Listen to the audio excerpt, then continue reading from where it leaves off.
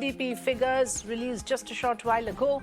Amid rising inflation, Russia-Ukraine war, and the pandemic in the country's growth story has continued. India's GDP growth was recorded 4.1% in the fourth quarter of the last fiscal year. The country's GDP is estimated to have grown by 8.7% in financial year 2022, as per the data released today by the Ministry of Statistics and Program Implementation. Growth likely slowed down in the first quarter of 2022 because of the hit to activity from Omicron-led pandemic. However, reports say that quarter 4 and financial year 2022 growth rate has been better than most estimates. GDP for FY22 rose 8.7%, like I said, versus a contraction of 6.6% year-on-year. This was the highest growth rate in the previous 5 years. Times Network senior editor Tamanna Imandar joins us live from the newsroom. Good evening, Tamanna.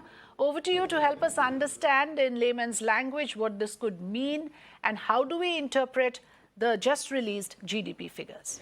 Well, Afrida, I think you summed it up pretty well. I would say it's a mixed bag. If I looked at quarter 4, this is specifically between January and March this year, the end of March this year, and look at what happened in the world at that time.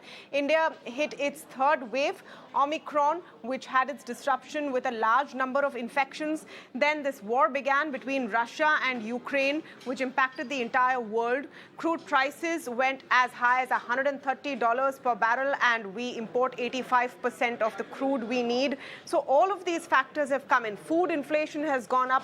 Inflation has gone up quite drastically in this period. So looking at all of these factors, the 4.1% figure that we've seen for Q4 is definitely lesser than the 3 quarters preceding it. So if you look at Q1, Q2, Q3, Q4 has been showing a downward trend, but perhaps it could have been worse, and we have avoided that kind of a situation. The chief economic advisor who spoke some time ago also said that the quarter 4 number has been hit by the impact of Omicron and some of the other factors that I have spoken to you about. But the key details to look at is troubles that India has had in its economy are still niggling, and those are the ones that need to improve. So manufacturing growth, for one, has been slower than expected. And why is that important to us? Because when manufacturing grows, there are more jobs, and that is what matters to everyone. So incomes go up. On the other hand, the figure for private consumption is also not as robust as it should ideally be, and that's possibly an outcome of inflation. That also matters for a nation of India, which is a large consuming economy. So all in all, 8.7% of growth for the year FY21-22 is the figure we are at. It was expected to be 8.9%, so it's slightly lower than that estimate.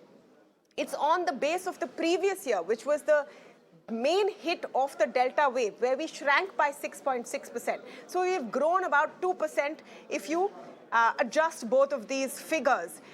What's important, though, is to look forward, and that's what the chief economic advisor also said. We seem to be on a good base to move ahead from here, come back to pre-pandemic levels of growth, and improve quite robustly, but that depends on a lot of factors which are not in our hands. So we don't know when the Russia-Ukraine war will end. We're not sure if there'll not be another wave of COVID-19. So if things go our way, we're definitely in for a better period than before, but fingers crossed.